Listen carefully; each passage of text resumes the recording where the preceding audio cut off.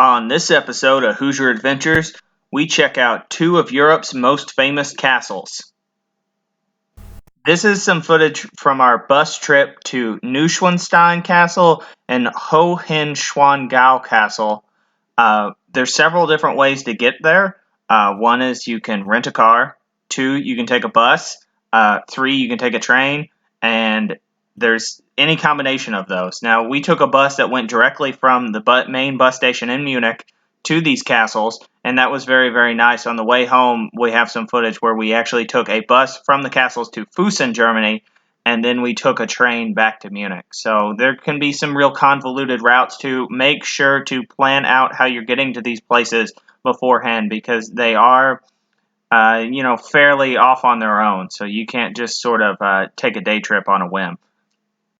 On the way to the castles, we took a bus through a company called Flixbus. Very convenient, left from the main bus station in Munich. I will warn people, though, if you get motion sickness, you may get motion sickness on the bus. I would say about another 20 minutes of bus ride, and I think I would have gotten motion sickness. Whereas the train is much smoother. It doesn't go around the bends and the horseshoes in the road. So if you think you're going to get motion sickness, make sure to take the train. Here we'll start off with some footage from Hohenschwangau Castle. It is the older of the two castles and is also closer to the village. So a little bit about this castle. I believe it was first mentioned in the 1300s, although it might even be older than that. The castle has been renovated a few different times. As far as the history of both of these castles go, I do not specialize in this kind of stuff. I don't really know a lot about it. And honestly, before we visited these two castles, I really didn't know anything about them. So make sure to check out Wikipedia or take the tours if you have the chance to make it to the castle. Now, if you want to take tours of these castles, you either need to buy your tickets ahead of time or you need to buy them at the ticket office, which is located in the village. They do not sell tickets at the castles. For Hohenschwangau, that wouldn't really matter that much. It's so close to the village, you just get a nice walk and a little exercise. Neuschwanstein Castle is very far away from the village and is a long walk, so it would really not be good to walk all the way up to that castle and then realize, oh crap, I can't get tickets here. I have to walk back all the way to the village, or I have to take the bus that they have. So make sure to have your tickets ahead of time. Now, to sort of place this in overall German geography, we are in the German Alps and we are very, very close to the Austrian border. We're also close to the town of Füssen, which I had heard of before I went to Germany, only because at the Epcot Pavilion at Disney World, it has a sign that points this way to Füssen. So now my wife and I made a day of visiting here. In fact, I would say it's her number one thing that she wanted to do on our trip to Europe. However, we did not take tours of the castles. So keep in mind, you can spend an entire day here and not even go inside of the castles. Which, in hindsight, I'm really glad that we didn't go into the castles, because that would have eaten up like 3-4 hours, and I'm pretty sure they're guided tours. So you're at the mercy of the tour guide. A lot of this stuff, I just kind of want to read the plaques that they have, get a general idea of it, but I don't need to see everything. So if you're like me and you kind of just want to do what you want, I recommend not even taking the tours. So not taking the tours, certainly don't regret that. But one of the things that I do regret is not spending a few days doing this, because this village here by the castles is wonderful, and they do have lodging. You can stay there. I mean, check out this lake. It's so picturesque, so beautiful, slower pace of life too compared to the German cities. And the city of Füssen, which I don't have a lot of footage of, but if you wait till the end of the video, you'll get to see some of it. I mean, I wish that we would have spent 2 or 3 days here just kind of relaxing. Now, this is the line just to get across this bridge. So there's a bridge here that will take you across this ravine, and you'll get some great footage and some great shots of Neuschwanstein Castle.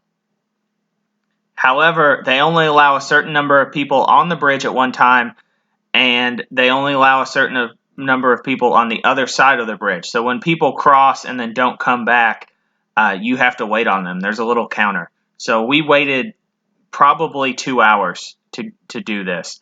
And you got on the bridge. That looks amazing. If you're like me and you love the video game Neo Turf Masters, which is a golf game for the legendary Neo Geo game console, This is actually the picture that they show, which is of Neuschwanstein Castle from this bridge when you play the German golf course. It's sort of like the title card for it. So to kind of get a photo of it, it brought back some good nostalgic feelings for me.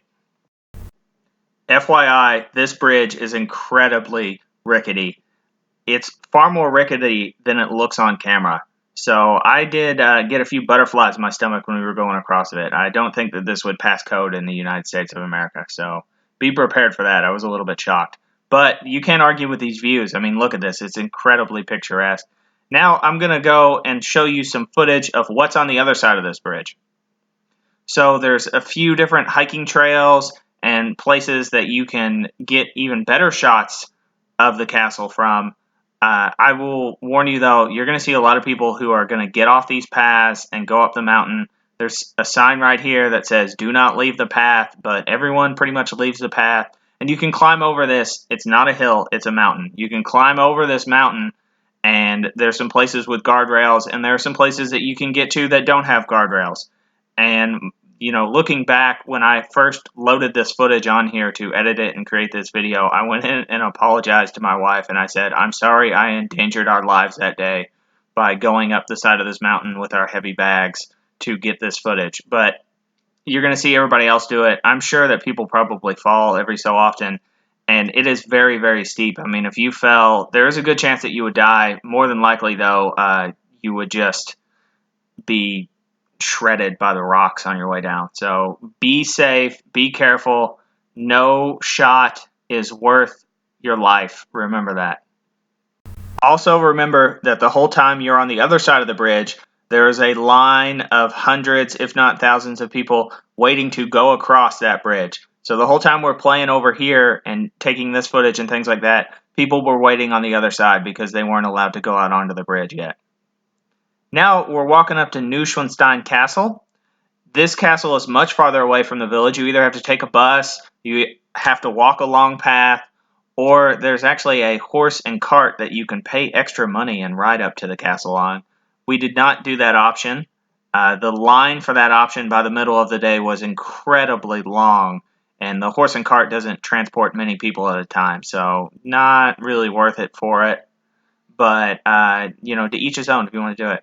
The walls of this castle, though, are incredibly imposing because, it's built on basically a hill. So the walls are very, very steep, very, very cool. You walk through this giant door.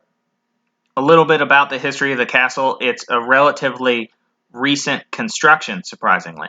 So there was a castle and fortification on this site for hundreds of years preceding it, but this castle was built in the late 1800s by, and this is where the history gets a little bit confusing to me. He was either a king or a duke of Bavaria, where how this kind of relates back to my Berlin video, though, is eventually Bavaria, which is where we're at, became part of the German Empire.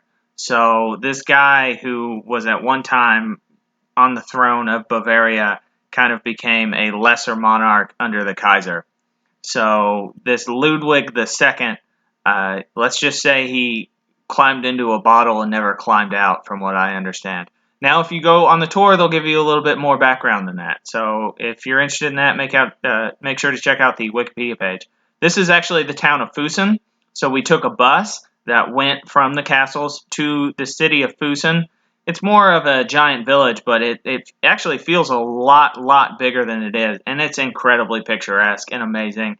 We didn't actually take that much footage of this because we were too busy enjoying it. The town had so many cool nooks and crannies to explore, as well as these amazing views of all the mountains around. Also, if you're a skier, I'm sure it's big during winter, so you might want to check that out.